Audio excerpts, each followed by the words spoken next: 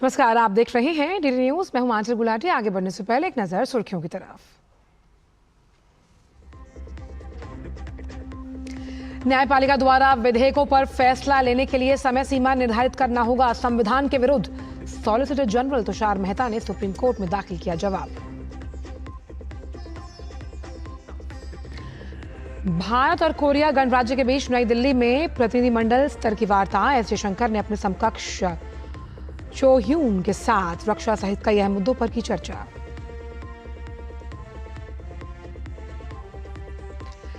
किश्तवाड़ में युद्ध स्तर पर रेस्क्यू ऑपरेशन जारी। उपराज्यपाल मनोज सिन्हा ने प्रभावित लोगों को तुरंत राहत और आवश्यक वस्तुओं की निर्बाध आपूर्ति के लिए वरिष्ठ अधिकारियों को दिए निर्देश। मुख्यमंत्री उमर अब्दुल्ला ने नुकसान का किया आकलन। पीड़ित परिवारों से की मुलाकात।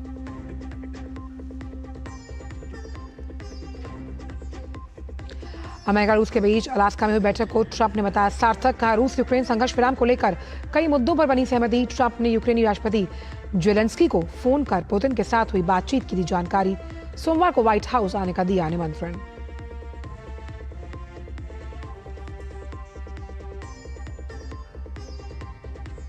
और देश भर में श्री कृष्ण जन्माष्टमी की धूम। मंदिरों को भव्य तरीके से सजाया गया। राधा कृष्ण के दर्शन के लिए श्रद्धालुओं की भीड़ उमड़ी।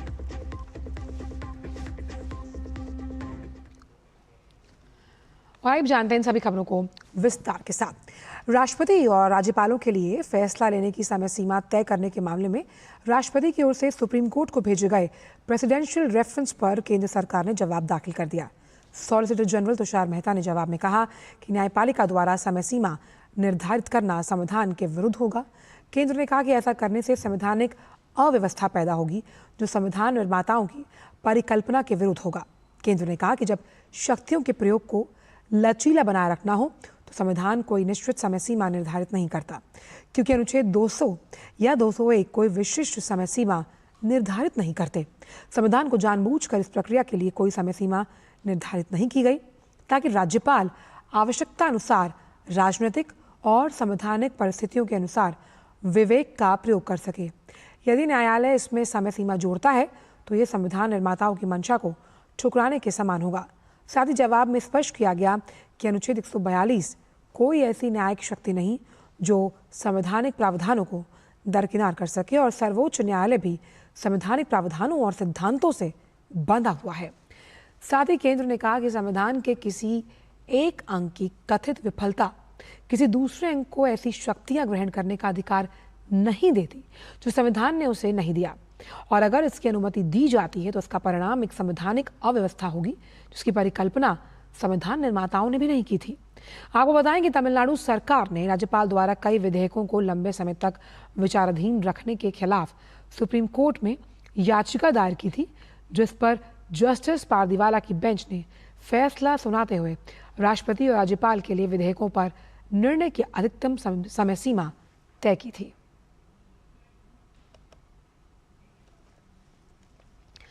तो आइए आपको ग्राफिक्स के जरिए समझाते हैं कि आखिरकार ये पूरा मामला है क्या। तो तमिलनाडु के राज्यपाल RN रवि के पास कुछ विधेयक विचाराधीन थे और राज्य सरकार ने राज्यपाल के बिल लंबित रखने की फैसले को सुप्रीम कोर्ट में चुनौती दी। 8 अप्रैल को इस मामले में सुप्रीम कोर्ट ने राज्यपाल राष्ट्रपति के लिए इसमें समय सीमा तय करने का आदेश दिया था। यानी कि 8 अप्रैल को इस मामले में सुप्रीम कोर्ट ने आदेश दिया कि राज्यपाल राष्ट्रपति के लिए समय सीमा तय करने से मुतल्लिक ये आदेश दिया गया था। अब राष्ट्रपति ने अनुच्छेद 143 के तहत एक एडवाइजरी ज्यूरिसडिक्शन सुप्रीम कोर्ट को भेजा था। 13 मई को राष्ट्रपति ने सुप्रीम कोर्ट के आदेश को लेकर संवैधानिकता के लिहाज से 14 सवाल पूछे थे। 22 जुलाई को सुप्रीम कोर्ट ने सुनवाई शुरू की इस पूरे मामले पर और राष्ट्रपति की ओर से उठाए गए प्रश्नों पर एक 5 सदस्यीय संवैधानिक पीठ का गठन किया गया। मुख्य न्यायाधीश BR गवई कर रहे हैं संवैधानिक पीठ की अध्यक्षता, और संवैधानिक पीठ में जस्टिस सूर्यकांत, जस्टिस विक्रम नाथ भी शामिल हैं। साथ ही साथ सुनवाई में सुप्रीम कोर्ट ने, इसमें अन्य जजों का नाम भी हम आपको बता रहे हैं जो शामिल हैं, साथ ही सुनवाई में सुप्रीम कोर्ट ने केंद्र राज्य सरकारों को नोटिस जारी किया था। नोटिस पर सॉलिसिटर जनरल तुषार मेहता ने जवाब दाखिल किया। मामले की अगली सुनवाई अब सुप्रीम कोर्ट में 19 अगस्त से की जाएगी।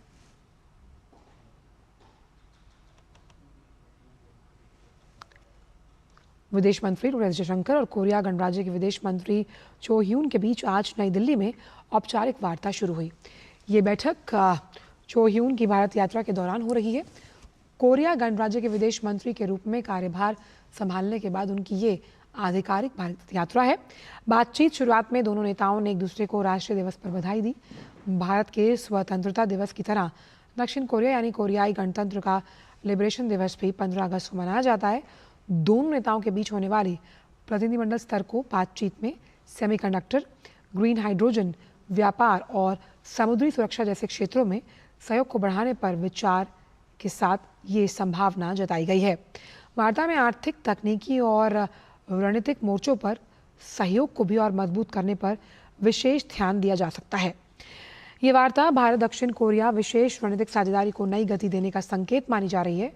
शुक्रवार शाम नई दिल्ली पहुंचने पर चो ह्यून का ये दौरा ऐसे समय में हो रहा है जब दोनों देश अमेरिकी राष्ट्रपति डोनाल्ड ट्रंप के व्यापार टैरिफ के असर का भी आकलन कर रहे हैं। A day after your national day and our national day, I think is something again says a lot really about the value we attach to the relationship. Let me also take the opportunity to extend our greetings to you for the National Liberation Day of Korea. And your visit, I think, in many ways comes at a very important time. It's the 10th anniversary of our special strategic partnership. Pahalgam आतंकी हमले पर भारत की प्रतिक्रिया को लेकर दक्षिण Korea के समर्थन का भी विदेश मंत्री एस जयशंकर ने आभार जताया। I also want to express our gratitude for the ROK's condemnation of the terrorist attack which took place in Pahalgam on 22nd of April, and the fact that when our parliamentary delegation went to Seoul, I think they got very good meetings. You yourself made an effort to meet them. It's something which we appreciate. I do want to say, there is a lot that we have to discuss, defense, security, business, economics, connectivity, people-to-people relations. दक्षिण Korea के विदेश मंत्री चो Hyun ने कहा कि हम भारत के साथ संबंधों को लेकर और इसे मजबूती के साथ आगे ले जाने के लिए प्रतिबद्ध हैं। It's a great pleasure for me to visit India in less than a month after my assuming office as foreign minister.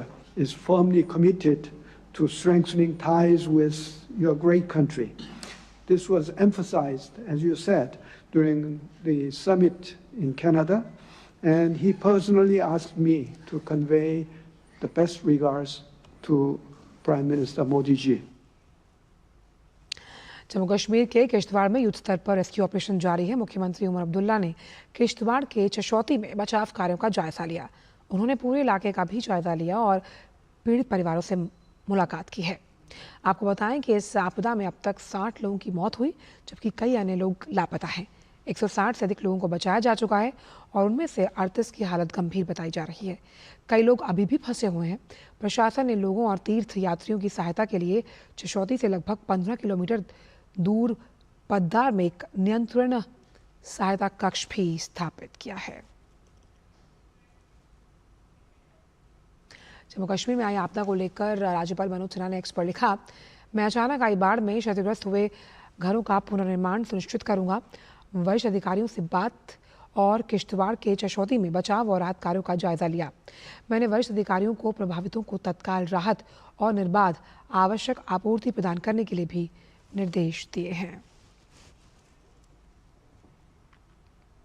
केंद्रीय मंत्री डॉक्टर जितेंद्र सिंह ने कल किश्तवाड़ का दौरा किया। उन्होंने कहा कि बादल फटने जैसी प्राकृतिक आपदा के समय एनडीआरएफ और एसडीआरएफ ने बेहतरीन काम किया है।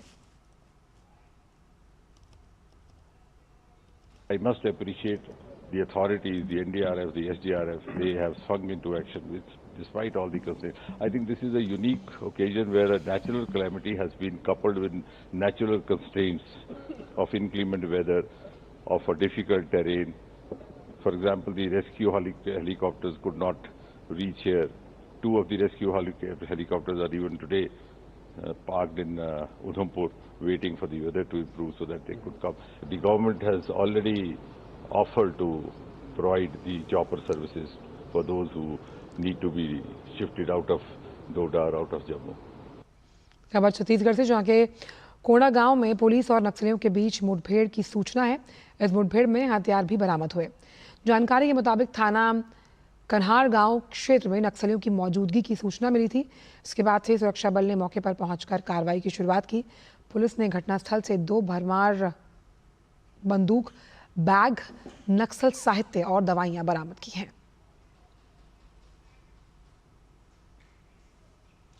खबर मुंबई से, जहां आफत भरी बारिश से हाल बेहाल है। आज सुबह से तेज बारिश हो रही है, जिसकी वजह से कई इलाकों में जलभराव हुआ। विक्रोली में कल देर रात भूस्खलन होने से 2 लोगों की मौत हुई है और 2 लोग जख्मी हो गए। मुंबई वासियों को अनावश्यक यात्रा न करने और बाहर निकलते समय सावधानी बरतने की सलाह दी गई। पुलिस को हाई अलर्ट पर रहने के निर्देश दिए गए हैं। उधर मौसम विभाग ने मुंबई के लिए रेड अलर्ट जारी किया है।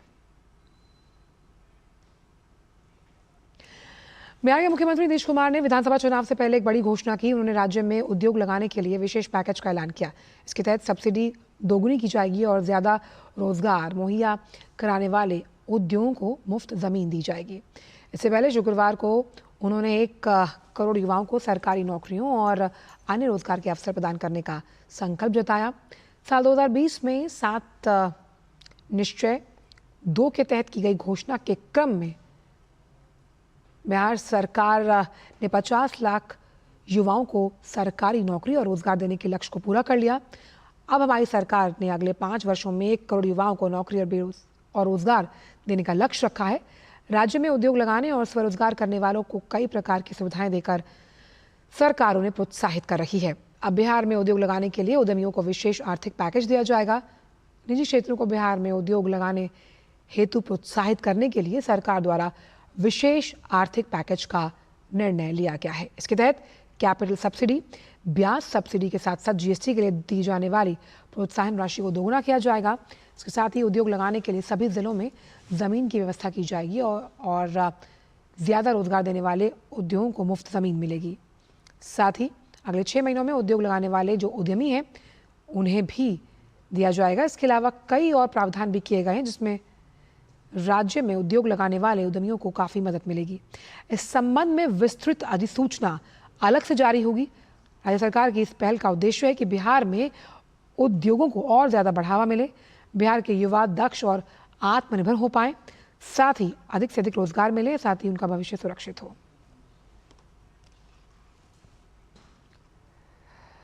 देश भर में श्री कृष्ण जन्माष्टमी की धूम है। देश भर के मंदिरों को भव्य रूप से सजाया गया। चारों तरफ राधे राधे के जयकारों से हर्षोल्लास का माहौल देखते ही बन रहा था। मथुरा और वृंदावन में देश के अलग अलग शहरों से श्रद्धालु पहुंच रहे हैं। महाराष्ट्र राजधानी मुंबई में भी पारंपरिक उत्साह के साथ जन्माष्टमी मनाई जा रही है। राजधानी दिल्ली में भी सुबह से ही श्रद्धालु मंदिर पहुंचने में लगे हैं। ऐसा ही नज़ारा राजस्थान के राजधानी जयपुर में सामने आया। वहीं नोएडा और अहमदाबाद में भी श्रद्धालु कृष्ण भक्ति में डूबे हुए नजर आए। महाराष्ट्र में इस अवसर पर दही हांडी उत्सव विशेष रूप से आयोजित किया जाता है, जिसमें गोविंदाओं की टोलियां मानव पिरामिड बनाकर मटकी फोड़ती हैं। इसी बीच मुंबई के दादर इलाके में खास तस्वीर सामने आई, जहां महिलाओं के एक समूह ने सफलतापूर्वक दही हांडी फोड़कर एक मिसाल कायम की है।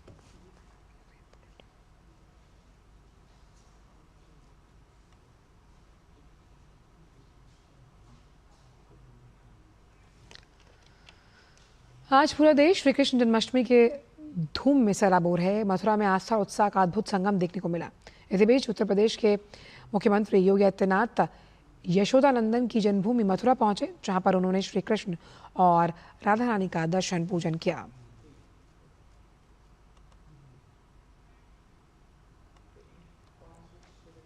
श्री कृष्ण जन्माष्टमी के अवसर पर मध्य प्रदेश के मुख्यमंत्री डॉक्टर मोहन यादव ने आज राजधानी भोपाल स्थित एक गौशाला का दौरा किया।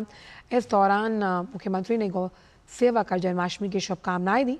सीएम मोहन यादव ने कहा कि भगवान श्री कृष्ण की कृपा से सबके जीवन में सुख, समृद्धि और शांति आए। भगवान गोपाल कृष्ण की जन्माष्टमी की मेरी अपनी ओर से प्रदेशवासियों को, देशवासियों को बहुत बहुत बधाई। जय श्री कृष्णा। अपने जीवन में तमाम कष्ट और संघर्षों के बाद भी भगवान कृष्ण ने जिस प्रकार से जीवन जिया है, ये हमें सदैव प्रेरणा देता है। एक तरफ भगवान कृष्ण कालिया के नाग को काबू में करके उसके फन पे नृत्य करके हमको हर जीवन की कठिनाइयों में मुस्कुराना सिखाते हैं। देश भर में जन्माष्टमी का पर्व हर्षोल्लास के साथ मनाया जा रहा है। इसी कड़ी में हरियाणा के फतेहाबाद स्थित श्री कृष्ण मंदिर में जन्माष्टमी के पावन अवसर पर विशेष आयोजन किया गया। मंदिर में 16 झांकियां बनाई गई हैं जो श्रद्धालुओं के लिए मुख्य आकर्षण है। झांकियों के माध्यम से भगवान श्री कृष्ण की लीलाओं का अद्भुत वर्णन किया गया। मंदिर के पुजारी ने बताया कि जन्माष्टमी का पर्व बहुत ही धूमधाम से मनाया जा रहा है और बड़ी संख्या में भक्तजन दर्शनों के लिए आ रहे हैं। मंदिर में दर्शन करने आए श्रद्धालुओं ने अपने अनुभव साझा किए। भगवान श्री कृष्ण का जन्मोत्सव मनाया जा रहा है। खासकर हमारे मंदिर में इसके लिए विशेष तैयारियां चल रही हैं। हमारे मंदिर में श्री कृष्ण को निमित्त रख करके 16 प्रकार की झांकियां दिखाई जाएंगी। जो देना हमारे लिए महत्व है, बहुत महत्व रखता है। क्यों रखता है महत्व?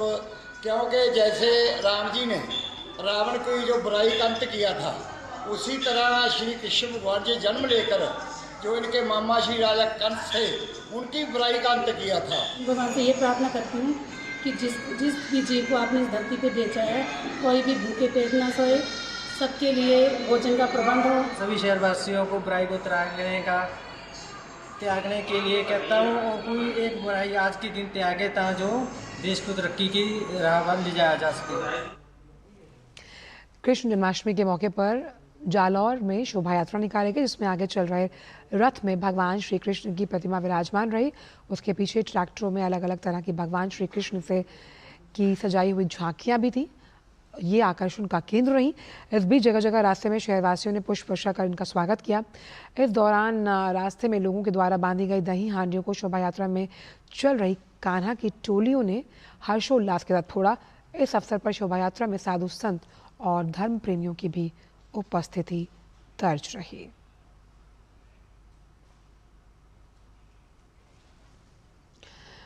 दिल्ली से भारतीय जनता पार्टी की सांसद बांसुरी स्वराज का कहना है कि भगवान कृष्ण उनके आराध्य हैं और उनकी वो बहुत बड़ी भक्त हैं।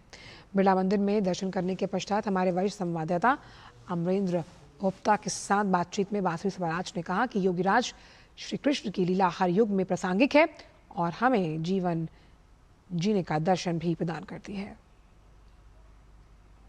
भगवान श्री कृष्ण का जीवन दर्शन कई संदेश देता है और जब जन्माष्टमी का पर्व हो तो इसके कई मायने होते हैं। आज लोकसभा सांसद बांसुरी स्वराज बिरला मंदिर में दर्शन करने के लिए आई हैं। मैम, भगवान श्री कृष्ण के स्वरूप कई संदेश देते हैं, कैसे देखती हैं और आपने आज स्वयं दर्शन किया आज के दिन? देखिए, आज मेरे तो आराध्य का जन्मदिन है। मैं स्वयं कृष्ण उपासिका हूँ और ये भक्ति मुझे विरासत में अपनी माताजी श्रीमती सुषमा स्वराज से मिली है। ये जो लक्ष्मी नारायण मंदिर है, इससे मेरा बहुत भावात्मक रिश्ता है, क्योंकि आपको याद होगा अपनी काउंटिंग से पहले भी यहीं पे दर्शन करके गई थी और जब विजयश्री का सर्टिफिकेट मिला था तब भी आकर प्रभु का आशीर्वाद लिया था। तो आज जन्माष्टमी के पावन पर्व पर यहाँ पर दर्शन के लिए आई हूँ और आपके माध्यम से आपके सभी दर्शकों को यही कहूँगी कि कर्म योगी योगेश्वर कृष्ण यही अपने जन्म से सिखाते हैं कि परिस्थितियाँ कितनी भी विषम हो, कभी भी अपने कर्म से विमुख नहीं होना है। तो यही आज के यूथ को भी मैं आपके माध्यम से संदेश देना चाहूँगी। जन्माष्टमी का ये पावन पर्व आपके जीवन में बहुत मंगलमय करे, आपके जीवन को, आपके जीवन में सुख शांति आरोग्यता लेकर आए, यही मेरी मंगल कामना है। आज का दिन कई संदेश देता है, ऐसे में उन्होंने महायोगी के दर्शन करके अपने आप को धन्य महसूस किया है और उनका कहना है कि जीवन में कोई भी परिस्थितियां हो, भगवान श्री कृष्ण कोई ना कोई रास्ता निकाल देते हैं। कैमरामैन पीयूष वर्मा के साथ अमरेंद्र गुप्ता, डीडी न्यूज, दिल्ली। पूर्व प्रधानमंत्री भारत रत्न अटल बिहारी वाजपेयी जी की आज पुण्यतिथि है। 3 बार भारत की कमान संभालने वाले महान नेता को देश भावभीनी श्रद्धांजलि अर्पित कर रहा है। अटल जी के दिल्ली स्थित समाधि सदैव अटल पर उन्हें श्रद्धा सुमन अर्पित किए गए। राष्ट्रपति द्रौपदी मुर्मू और प्रधानमंत्री नरेंद्र मोदी सहित कई वरिष्ठ नेताओं ने सदैव अटल स्मारक पर पुष्पांजलि अर्पित की। इससे पहले प्रधानमंत्री मोदी ने सोशल मीडिया पोस्ट में राष्ट्रपति वाजपेयी जी के योगदान को याद किया और आत्मनिर्भर भारत के लिए उनके दृष्टिकोण की भी सराहना की है।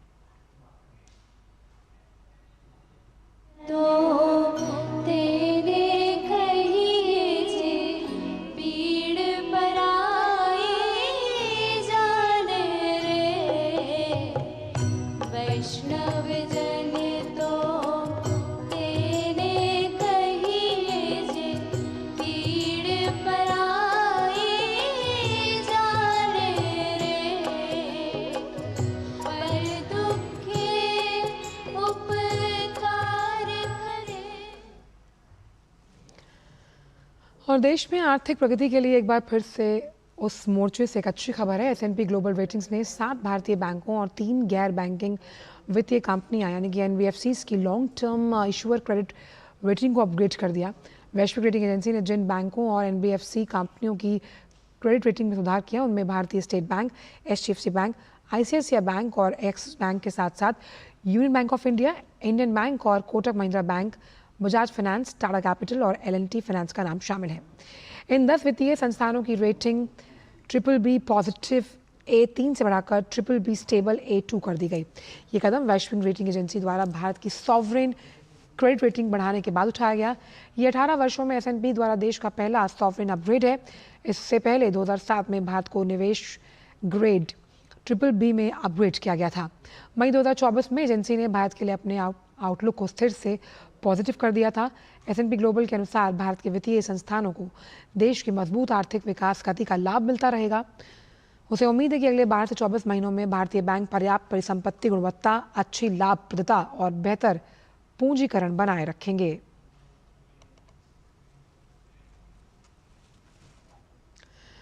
और अब बात मौसम की। देश भर के कई राज्यों में झमाझम बारिश हो रही है। राजधानी दिल्ली में मौसम विभाग ने पूरे हफ्ते लगातार बारिश का दौर जारी रहने को लेकर संभावना जताई।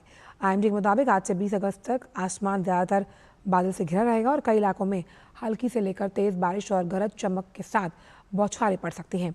इसमें तापमान में भी गिरावट दर्ज की जाएगी और लोगों को उमस भरी गर्मी से राहत मिलेगी। पहाड़ी इलाके हिमाचल प्रदेश और उत्तराखंड में 17 अगस्त को मौसम विभाग ने अत्यधिक भारी बारिश होने की संभावना जताई है। IMD ने आज मध्य प्रदेश, तेलंगाना, मराठवाड़ा, कोंकण और गोवा में भी भारी बारिश का ऑरेंज अलर्ट जारी किया। पंजाब, हरियाणा, राजस्थान, छत्तीसगढ़, मेघालय, कर्नाटक, अंडमान निकोबार में भारी बारिश का येलो अलर्ट जारी किया गया।